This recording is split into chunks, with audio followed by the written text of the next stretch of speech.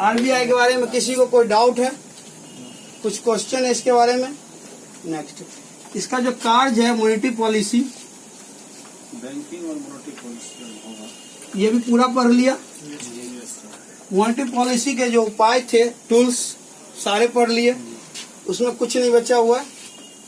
इसके बाद इन्फ्लेशन, मुद्रास्फीति, ये पूरा पढ़ लिया। इन्फ्लेशन होता है तो क्या होता है? इन्फ्लेशन जो बढ़ गया तो क्या होगा, कैसे बढ़ता है? प्रोडक्ट इन्फ्लेशन का मतलब बढ़ गया, इसका मतलब क्या हुआ कि जो कम हो जाएगा, जो क्रय का जो है व्यय कम हो जाएगा और वस्तु का वैल्यू क्या होगा, बढ़ जाएगा। इससे महंगाई कम मतलब बढ़ गई, इन्फ्लेशन एरिया बढ़ गया। अभी क्वेश्चन ये है कि बढ़ता कैसे कैसे है, बढ़ता कैसे इन्फ्लेशन, क्या रीजन है बढ़ने का?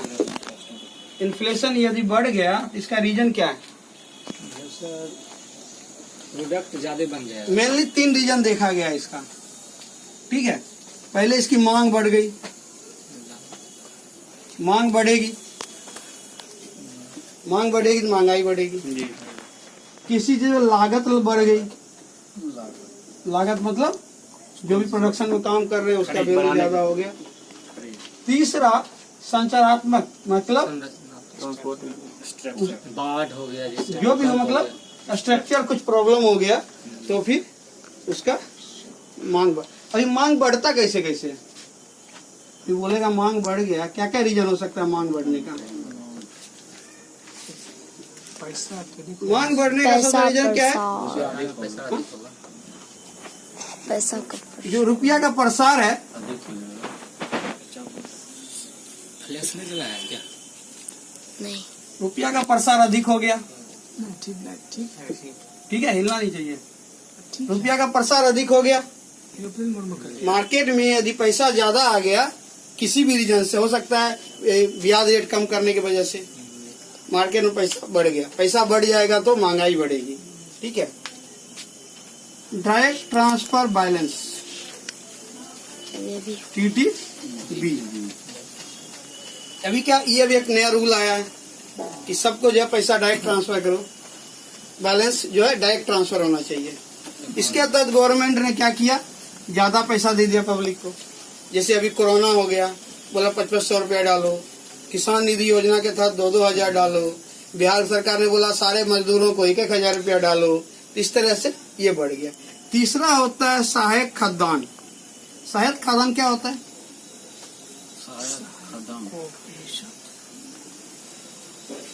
खाद्यान्न 2 टाइप को बोलते हैं। खाद्यान्न मतलब जो चीज हम नॉर्मल खाते हैं, चावल, दाल, गेहूं, सब्जी। सहायक खाद्यान्न मतलब एडिशनल हम जो खाते हैं, जैसे आम का सीजन आ गया, आम खाने लगे, कोई लोग कुछ पैसा ज्यादा हो गया काजू किशमिश खाने लगा, उससे ज्यादा हो गया तो दूध मलाई खाने लगा, इसका भी मांग बढ़ जाता है। तो मेन पैसा कहाँ खर्चा हो रहा है? खाद्यान्न, सहायक खाद्यान्न। नॉर्मल तो हमारे पास है ही, जिसके लिए मेनली हम उपजा लेते हैं वो तो है, उसका भाव जल्दी नहीं बढ़ता है। खाद्यान्न आइटम का भाव जल्दी नहीं बढ़ता, हमेशा याद रखना। चावल, गेहूं और धान जो भी है उसका रेट जल्दी नहीं बढ़ता है, ज्यादा नहीं बढ़ता। जब भी बढ़ता है सहायक जो खाद्यान्न है उसी का रेट बढ़ता है। समझ गया? मांग का समझ गया? अभी लागत, लागत कैसे कैसे बढ़ता है किसी भी चीज का बनावट। सबसे पहले सपोज पेट्रोलियम का भाव बढ़ गया, पेट्रोल का भाव बढ़ गया, ट्रांसपोर्टेशन, मजदूरी बढ़ गई, मजदूरी बढ़ गई। ये जब खर्चा बढ़ेगा किसी चीज का लागत बढ़ेगा। कच्चा माल का भाव बढ़ गया, जो कच्चा माल आ रहा है उसका लागत बढ़ गया। जब किसी से लागत बढ़ेगा तो दाम बढ़ेगा, सिंपल। ये सब क्वेश्चन आता है पीटी में, उसमें दे देगा किसी भी एक चीज का, बोलेगा मांग, या फिर 1, 2, 3 एक ही ऑप्शन रहेगा। इन्फ्लेशन बढ़ने के क्या क्या रीजन, ये 3 रहेगा, फिर 3 कुछ और रहेगा, फिर 3 कुछ और रहेगा। ठीक है। चौथा जो है, तीसरा जो है संरचनात्मक, इसके तहत मेनली क्या है, बाढ़ आ गया, सबसे इम्पोर्टेंट कोरोना आ गया, ठीक है, महामारी आ गया, एपिडेमिक के अंतर्गत सब आता है, कोरोना वोरोना सब। सूखा आ गया, ठीक है, हड़ताल हो गया, स्ट्राइक, ठीक है, ये सब चीज यदि आ गया तो फिर क्या होगा, प्रोडक्शन ही नहीं होगा। प्रोडक्शन इसमें प्रॉब्लम हो गया, प्रोडक्शन खत्म। इसमें प्रॉब्लम हो गया तो सब कुछ लॉकडाउन। इसमें प्रॉब्लम हो गया तो लॉकडाउन। इसमें प्रॉब्लम हो गया तो अनाज ही नहीं उपजेगा। इसमें प्रॉब्लम हो गया तो माल ही सप्लाई नहीं होगा। माल जहाँ तहाँ फंसा रहा है। जहाँ हड़ताल हो गया तो फिर जहाँ तहाँ सब कुछ फंसा हुआ है। तो ये है इसके 3 मेन रीजन जिसकी वजह से महंगाई बढ़ती है। अब क्वेश्चन ये है कि महंगाई तो बढ़ गई, अच्छी बात है, बट महंगाई कंट्रोल कैसे करेंगे? जब बढ़ा है तो कंट्रोल भी करना है ना। महंगाई बढ़ गया तो उसको कंट्रोल कैसे किया जाएगा? सबसे पहला क्या करेंगे, कठोर मौद्रिक नीति। तो रीजन, सबसे बड़ा रीजन क्या होगा, मार्केट से पैसा निकालना है। मार्केट में पैसा ज्यादा हो गया, प्रोडक्शन कम हो गया, तभी तो मार्केट से कठोर मौद्रिक नीति मतलब हो गया ब्याज दर को बढ़ा देना है। जो भी चीज है उसको हम ब्याज दर को बढ़ा देंगे। ब्याज दर को जब बढ़ा देंगे तो मार्केट में अपने आप कोई लोन नहीं लेगा, ठीक है। सार्वजनिक व्यय, जो भी सरकारी खर्चा है समाज को सुधार करने के लिए, उसको हम क्या कर देंगे, कम कर देंगे या खत्म कर देंगे। जैसे अभी इन्फ्लेशन बढ़ गया, गवर्नमेंट ने क्या किया, बोला 2021 तक डीए बंद कर दो, 2021 तक इंक्रीमेंट बंद कर दो, ठीक है। जितनी भी योजना चल रही है सबको नया योजना क्लोज करो। 2-3 योजना जो चल रही है उसको रहने दो, बाकी सारा योजना खत्म कर दो। अभी तो उस तरह सार्वजनिक व्यय जो है उसको बिल्कुल कम करो या फिर खत्म कर दो, ठीक है। ये 2 मेन कारण है जिसकी वजह से नगद क्या हो जाएगा, मार्केट में कम हो जाएगा। नगद जब कम हो जाएगा तो फिर इन्फ्लेशन कंट्रोल में आ जाएगा। समझ गया? एक चीज, एक क्वेश्चन एक बार पूछा था एग्जाम में, बहुत जबरदस्त क्वेश्चन था। यदि इन्फ्लेशन बढ़ता है तो साहूकार को फायदा होता है, ऑप्शन 1। ऑप्शन दूसरा था कर्ज लेने वालों को फायदा होता है, कर्ज लेने वाला को फायदा होता है, ऋणी को वाले को लाभ होता है, सॉरी दोनों को फायदा होता है, दोनों को फायदा होता है।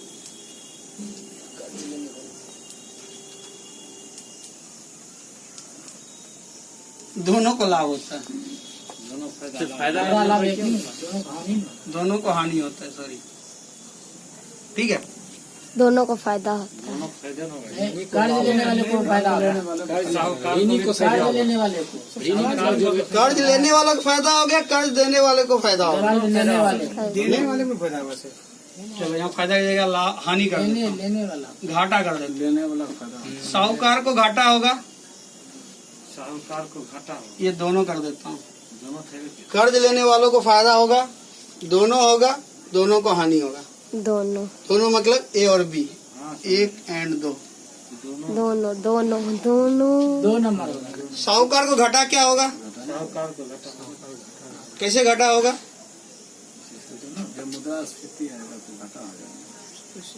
घाटा कैसे होगा? तो फायदा ना होगा ना, बैंक में मतलब लोन बढ़ जाएगा, रेट बढ़ जाएगा तो बैंक में नहीं होगा। साहूकार मतलब कर्जा देने वाला, ठीक है। अभी क्या होता है, साहूकार जी दे दिया मान लिया 8% पे किसी पे, जब महंगाई रेट बढ़ जाएगा तो कितना % हो जाएगा, 10। इसने लिया कितना पे, 8। अभी लेता तो कितना होता, 10। तो इसको 2% का फायदा हो गया, इसको 2% का नुकसान हो गया, तो इसलिए दोनों। नहीं सर, दोनों में मतलब साहूकार को नुकसान होगा, कर्ज लेने वालों को फायदा होगा जब महंगाई दर बढ़ेगी, ठीक है। ऐसे डी और सी के लिए तो सर क्वेश्चन इसी तरह पूछता है, इन्फ्लेशन में क्या होता है, ऋणी को फायदा।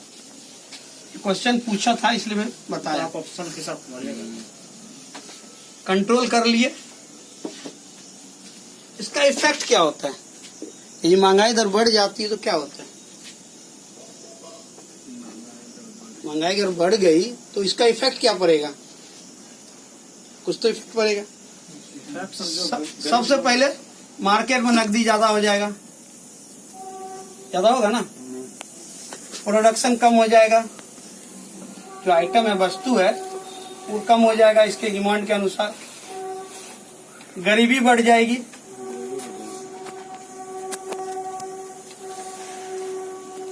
गरीब लोग ज्यादा हो जाएंगे ना, ये जो मेन इफेक्ट होता है। कभी कभी ये क्वेश्चन ही पूछता है सी ग्रुप में, बी में तो नहीं पूछता, सी में पूछता है।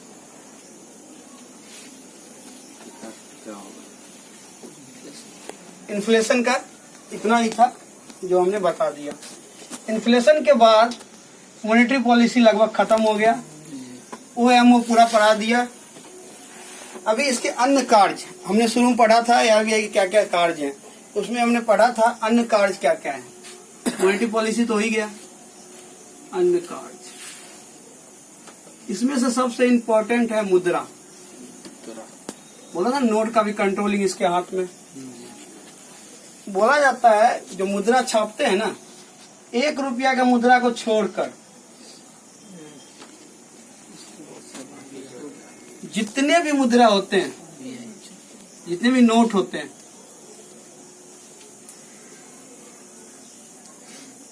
वो किसके थ्रू छपता है? वो आरबीआई छापती है। तो 1 रुपया वाला कौन छापती है? वित्त मंत्री। जो भारत सरकार के वित्त मंत्रालय। वित्त मंत्रालय के थ्रू उस पर साइन कौन करता है? सचिव। वित्त मंत्रालय के सचिव। ठीक है, वित्त मंत्रालय जो सचिव है वो उस पर साइन करता है 1 रुपया के नोट पे। बाकी जितना भी नोट है उस पर साइन कौन करेगा? आरबीआई का गवर्नर। अभी तो सर बंद ही हो गया 1 रुपया वाला। सर 1 रुपया एक कागज पर 1 रुपया वाला नोट क्या हुआ? 93 में बंद किया था, 2003 में फिर से शुरू कर दिया, 2013 में फिर से बंद कर दिया। अभी तो मार्केट में दूसरा, सर ये छापने में क्या नुकसान हो रहा है कि घाटा हो रहा है? अब उसका बताएंगे, इसके बाद उसी का टॉपिक है। अभी नजर नहीं आता। छापना चाहिए कि नहीं छापना चाहिए, कैसे छापना चाहिए, वही बताएंगे।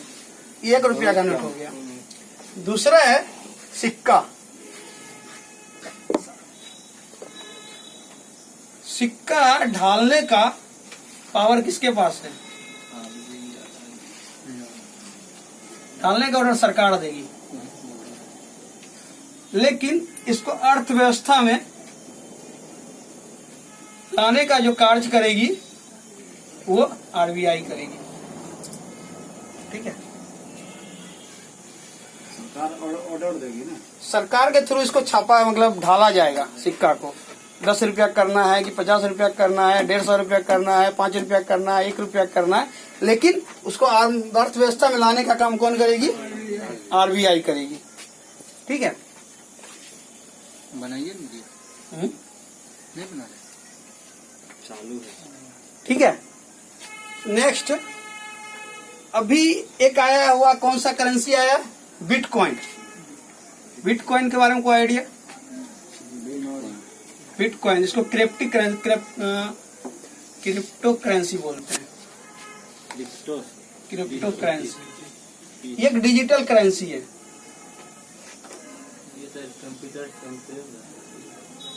ये बाहर नहीं निकलता है।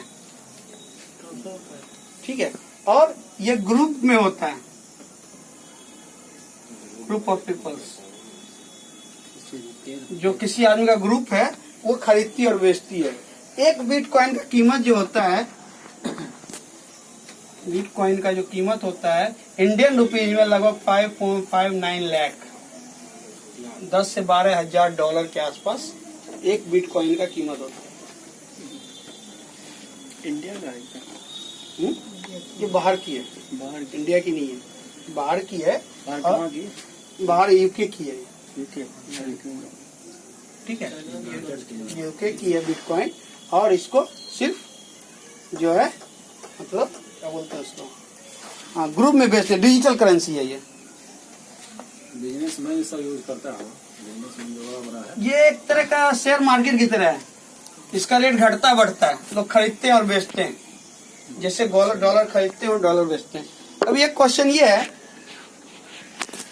जैसे बोलता है कि जब हमारा देश आजाद हुआ था उस समय $1 1 रुपया के बराबर था। 1 डॉलर जो है 1 रुपया के बराबर था, और अभी है लगभग 1 डॉलर 75 रुपया 76 पैसा के बराबर है। ये कंडीशन सही है कि ये कंडीशन सही है? ऊपर वाला। कंडीशन उस समय तो सर बराबर था, वो ठीक है, ऊपर वही क्या होता है अभी जो है अभी मुझे एक चीज बताओ। रुपया का वैल्यू घट गया। ओके, ये 2 काउंटर है।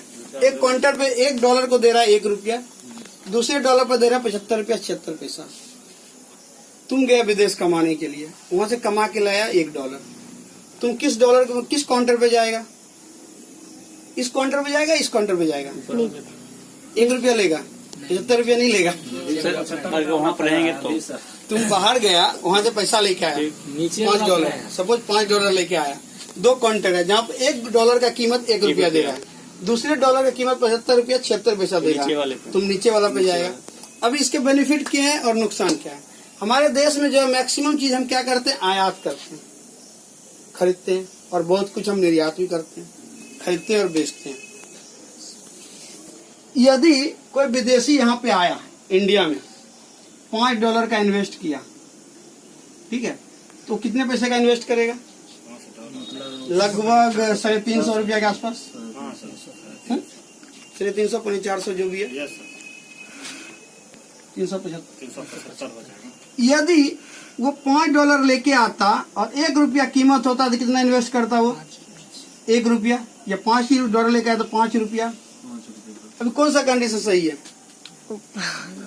इन्वेस्ट में तब नीचे वाला 5 रुपया इन्वेस्ट करता सही रहता है, या 375 में इन्वेस्ट करता तब सही रहता है? 175 इस कंडीशन में तो रहेगा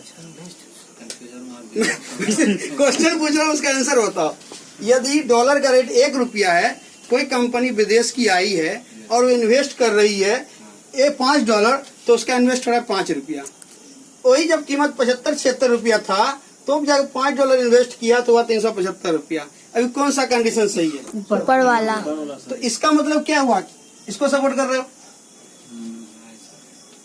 नहीं सर, का क्या मतलब यार? दोनों बात खुद ही बोल रहे हो। क्या कंफ्यूज है? तुमसे सिंपल क्वेश्चन है, तुम खुद अपने पे लाओ। तुम्हारे पास 1 डॉलर है, एक काउंटर पे 70 रुपया मिल रहा है, दूसरे काउंटर पे 1 रुपया मिल रहा है, तुम किसके पास जाएगा? ऊपर वाले को। ओके, कोई कंपनी आया 5 रुपया इन्वेस्ट कर रहा है, कोई 375 रुपया इन्वेस्ट कर रहा है, देश के लिए कौन सा फायदा होगा? ऊपर वाले। तो फिर कौन सा, किसको सपोर्ट किया? इसको किया, इसको किया? नीचे वाला सपोर्ट किया ना। 2 मिनट में चेंज हो गया ना, पहले वाला सर ऊपर वाला पढ़ता नहीं चला। अभी क्या है, कंडीशन ये है कि ना तो ज्यादा कम होना चाहिए, ना ज्यादा होना चाहिए, बैलेंस में होना चाहिए। क्योंकि जितना सामान हम खरीदते हैं उतना सामान हम बेचते भी हैं। सर ये भी आगे पीछे होते हैं क्या डॉलर रेट? हाँ, अरे हमेशा ये भी एक शेयर मार्केट की तरह है, बढ़ता है। मैं बता रहा हूँ, बोल रहा है आजादी के समय इसका कीमत 1 रुपया था, अभी इसका कीमत 75 रुपया हो गया, मतलब बढ़ घट रहा है। रोज इसका 10 पैसा, 5 पैसा, 15 पैसा, 20 पैसा। जब इसका रेट बढ़ेगा मतलब रुपया कमजोर हुआ, इसका रेट घटेगा मतलब रुपया मजबूत हुआ, ऐसा बोलते हैं। कौन करता है इसका पूरा जो है? सब RBI। ये अन्य कार्य किसका है? ये आरबीआई RBI का अन्य कार्य सर इसका डेली अपडेट करता हुआ तब ना। पर डे आरबीआई तो विदेशी मुद्रा भी रखती है, तो उसमें SLR में है, सर ऊपर पैसों SLR में है। अभी इसके बाद हम विदेशी मुद्रा ही करेंगे। ये विदेशी मुद्रा का एक पार्ट है। ऊपर में है सर। चाइना चाइना और सर इंडिया का रुपया में कितना डिफरेंस है? और चाइना में क्या चलता है? येन चलता है। हाँ, चाइना में येन चलता है। येन चलता है, उसका कीमत है 2 रुपया समथिंग पैसा, एग्जैक्ट मुझे आइडिया नहीं है, 2 रुपया समथिंग पैसा है चाइना का। पता है क्या होता है? चाइना अपने डेवलप मार्केट को चलाने के लिए खुद ही अपना मार्केट का वैल्यू कम किया, इसको डिवैल्यूएशन या डिवैल्यूएशन बोलते हैं। डिवैल्यूएशन किया अपने मार्केट, मतलब रुपया का। क्यों किया? कि ताकि ज्यादा से ज्यादा लोग पैसा इन्वेस्ट करें। जानबूझ के इसने अपने पैसे का रेट कम किया चाइना ने, जिससे कि इंडिया का इन्वेस्ट वहाँ करेगा। इसने मान ले 1 डॉलर का कीमत से 75 रुपया था, उसने किसी तरह कम किया। कम करने का तरीका क्या है? जैसे अभी RBI ये बोले कि कोई 1 डॉलर लेके आओ, 1 डॉलर लेके आओ, मैं उसको 75 की जगह 80 रुपया दूंगा, तो पैसे का वैल्यू कम हो गया। जितने मतलब डॉलर लोगों के पास से फटाफट आएगा, बोलेगा ठीक है डॉलर लो, 80 रुपया लो, तो पैसे का खुद वैल्यू कम किया। इससे बेनिफिट क्या हुआ?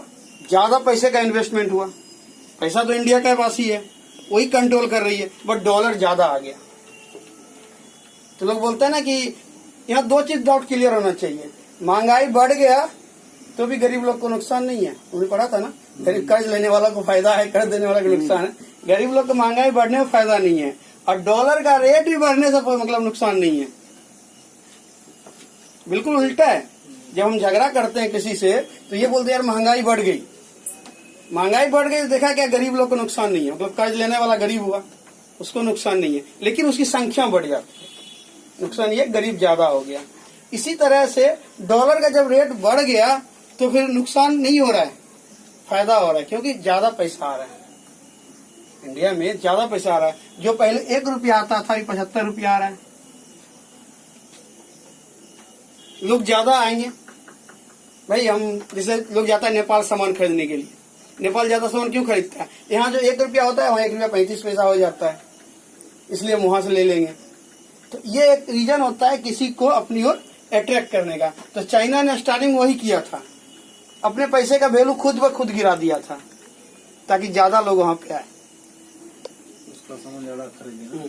तो सर नेपाल का मतलब यहाँ का रुपया वहाँ का उसका 1 रुपया 35 पैसा है। यहाँ का रुपया इंडिया का 1 रुपया उसका 1 रुपया 35 पैसा के बराबर है। रुपया अभी क्या होता है ये समझ ले, आरबीआई का खजाना है, ठीक है, ये विदेशी मुद्रा पे आ गए। अभी ये एरिया है तुम्हारा विदेशी मुद्रा, ठीक है। जितना विदेशी मुद्रा होता है उसमें कैश का जो रेशियो होता है लगभग 90% होता है। कैश जो है 90% होता है। गोल्ड जो है वो लगभग 4 से 5% होता है। IMF में जो जमा होता है हमारा अमाउंट, भारतीय पैसा, वो लगभग 2.5% होता है। और LR क्या था रे? LR drawing rates, drawing rates वो लगभग 2.5 पैसा होता है, SDR ठीक है। ये इसी का एक पार्ट है जिसको स्पेशल ड्राइंग रेट बोलते हैं। ये इसी का एक ब्रांच है जिसमें हम पैसा इसका भी हम पैसा रखते हैं, इसमें इसका भी रखते हैं, इसका भी रखते हैं, इसका रखते हैं। टोटल 100% इस तरह से होता है। अभी क्वेश्चन ये आता है कि हम पैसा छापते कैसे, क्या क्या हो सकता है छापने के तरीके। पैसा तो अभी तक हम सिर्फ इतना ही नहीं समझे। विदेशी मुद्रा जो भारत में आ रहा है, हाँ, फिर IMF में क्या रखा, IMF में क्या हम कुछ पैसा IMF में रखते हैं, इंटरनेशनल मॉनेटरी फंड जो है उसमें हम कुछ पैसा रखते हैं। विदेशी मुद्रा ही रखते हैं। हाँ, बाहर जो भी जाएगा विदेशी मुद्रा ही जाएगा, इंडियन नहीं आएगा। यहाँ हम कुछ पैसा रखते हैं, अभी नया नया ब्रांच शुरू किया, यहाँ भी कुछ पैसा रखते हैं, गोल्ड के रूप में भी रखते हैं और कैश भी रखते हैं। सर विदेशी जो होता है वो गोल्ड लेग थोड़ी होता है, वो तो कैसे लेना आता है? गोल्ड हम रखते हैं, उसका पैसा यूज करते हैं। अब गोल्ड कैसे रखते हैं अभी पढ़ेंगे। अभी ये नोट छापने का तरीका क्या है, किस कंडीशन में छापते हैं नोट। नोट छापने के 2 तरीके हैं। एक, तुम प्रोडक्शन बढ़ा दो। आरबीआई कभी अपनी मर्जी से नोट नहीं छापती है, सरकार बोलती है छापो। तो आरबीआई क्या बोलती है कि जितना पैसा मार्केट में है, यदि आपको और मार्केट में पैसा भेजना है तो आप प्रोडक्शन बढ़ाइए, मतलब वस्तु ज्यादा कीजिए, जितने का वस्तु बढ़ेगा उतना हम छाप देंगे। पहला कंडीशन ये है। दूसरा कंडीशन ये है, यदि आप वस्तु नहीं बढ़ा सकते हैं तो उतने का हमको गोल्ड दे दीजिए। मार्केट में सर्कुलेट हो रहा है, सर्कुलेटेड मनी, सर्कुलेटिव विस्तारित जो फैल रहा है ना सर, जमा है। मतलब मार्केट में कितना सर्कुलेट हो रहा है। इसका सिंपल गवर्नमेंट, और ये क्वेश्चन भी आता है, ध्यान रखना कि क्वेश्चन लिखा रहेगा M1, M2, M3, M4 और M0। इसका मीनिंग पता होना चाहिए क्या होता है। इकोनॉमिक्स का क्वेश्चन आता है, लोग तुक्का मार के आ जाता है क्योंकि उसको पता नहीं रहता है। M1 का मतलब होता है जनता के पास पैसा, क्या लिखा? जनता के पास जो पैसा है, प्लस जनता के पास जो पैसा है, प्लस बैंकों में जो डीडी है, डीडी बैंकों में डीडी मतलब डिमांड डिपॉजिट, डिमांड ड्राफ्ट नहीं, डिमांड डिपॉजिट। डिमांड डिपॉजिट क्या होता है? ये वो पैसा होता है जिसके लिए आपको बैंक को 7 दिन पहले बताने की जरूरत नहीं है कि भाई हमको इतना पैसा चाहिए, तुम जाओ उतना पैसा तुमको मिल जाएगा, मतलब बैंक के पास अवेलेबल रहता है। ठीक है, इसको बोलते हैं M1। इसको एक दूसरा नाम से भी पुकारते हैं, उसको बोलते हैं नैरो मनी, संकीर्ण मुद्रा। कभी कभी पूछता है नैरो मनी किसे बोलते हैं, उसमें सब कुछ ऑप्शन दे देगा, M1, M2, M3, M4, M5, M0। तो तुमको पता होना चाहिए कि नैरो मनी किसको बोलते हैं, M1 को। M1 क्या होता है, जो जनता के पास पैसा है और बैंकों में DD के रूप में है, DD है। M2 बोलते हैं M1 प्लस डाकघर में जो DD है, डाकघर में DD, डीडी मतलब जैसे सर चेक बुक जो जमा डिमांड डिपॉजिट। जो चेक देता है रुपया, डिमांड डिपॉजिट मतलब होता है ये वो डिपॉजिट है जो कि तुमको बैंक को पहले से इंटीमेट देने की जरूरत नहीं है कि मुझे पैसा चाहिए, बैंक में पैसा अवेलेबल रहता है, तुम जाओ उतना पैसा तुमको मिल जाएगा। ऐसे सर कैसे दे देगा बैंक, जैसे वहाँ पे कुछ अगर रखेगा प्रूफ के रूप में तभी ना। अरे तुम्हारा पैसा है, मान लो तुम्हारे अकाउंट में पैसा है, तुम चेक लेके गया, हाँ, चेक ये रहा 5 लाख रुपया, 5 लाख रुपये कमीशन दे देगा। बोले सर चेक देगा तब ना। हाँ, चेक दो या फिर और जो भी वहाँ फैसिलिटी है, अकाउंट पर भी डिपेंड करता हाँ है। अकाउंट पे डिपेंड करता है, मतलब अकाउंट का पैसा है या फिर इसको बोलते हैं बैंक में जो पैसा अवेलेबल है, जब ये भी बोल ले सकते, सकते जब मर्जी है चेक लेके जाओ सेम टाइम मिल जाएगा। ठीक है, ये है डाकघर में DD। ठीक है, तीसरा जो है वो M1 प्लस बैंकों में जमा राशि, बैंकों में जमा राशि। और M4 जो है वो M3 प्लस डाकघरों में जमा राशि, जमा राशि। इसको बोला जाता है ब्रॉड मनी। क्या बोलते हैं इसको, ब्रॉड। Broad money. कभी कभी पूछता ब्रॉड मनी किसे कहा है, जैसे नैरो मनी पूछा तो ब्रॉड मनी भी पूछेगा। M4 को बोलते हैं ब्रॉड मनी, M1 को बोलते हैं नैरो मनी। और M2 नहीं है। उसके बाद ये दोनों का कुछ नहीं है। ये जो M4 क्या होता है, M0 क्या होता है, जनता के पास पैसा, जनता के पास पैसा प्लस सरकार के पास पैसा, सरकार के पास प्लस RBI के पास पैसा, RBI के पास, ये तीनों मिला के जो पैसा होता है उसको बोलते हैं M0 या फिर क्या बोलते हैं इसको, पावर, सुपर पावर मनी, सब मनी का टाइप हुआ सर। Super power money. ये क्वेश्चन कैसे पूछेगा, मैंने जैसे बताया, पूछेगा नैरो मनी क्या है, इनमें से कौन सा है। M1, M2 में 4 ऑप्शन रहेगा, तुम्हें पता रहना चाहिए कि M1 है। ब्रॉड मनी कौन सा है और सुपर पावर मनी कौन सा है। ठीक है, कभी कभी क्या होगा, M1 क्या होता है, ये 5 ऑप्शन रहेगा। M2 क्या होता है, ये 5 ऑप्शन रहेगा। M3 क्या होता है, ये 5 ऑप्शन रहेगा। M4 या फिर M0 क्या होता है, ये 5 ऑप्शन रहेगा। इसमें एक चीज और है जो कि एग्जाम पूछता है, इसकी जो तरलता है ना, तरलता क्या होता है, मार्केट में जो आराम से लिक्विडिटी जो है आराम से यूज कर रहे, जैसे इसकी सबसे ज्यादा होती है।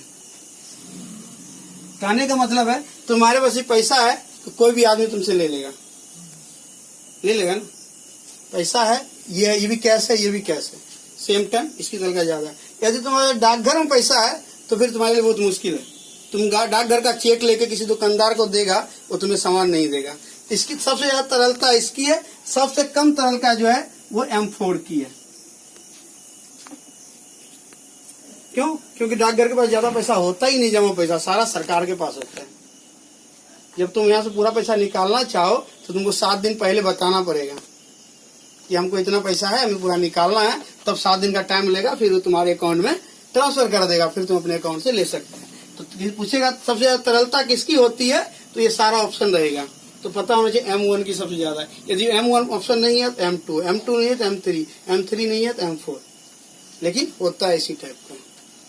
ठीक है, ये क्वेश्चन आते हैं और बार बार आते हैं। M1, M2, M3, M4, M0 लोगों को पता ही नहीं होता क्या है। सब मनी मनी समझ के तुक्का मार के आ जाता है।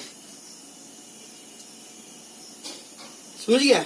इससे पता चल गया कि हमारा मार्केट में कितना पैसा सर्कुलेट हो रहा है। ओवरऑल जानने के लिए जनता के पास जो पैसा है, सरकार के पास जो पैसा है और आरबीआई के पास जो पैसा है, वो पैसा भी सर्कुलेट हो रहा है, बाकी पैसा मार्केट से गायब है।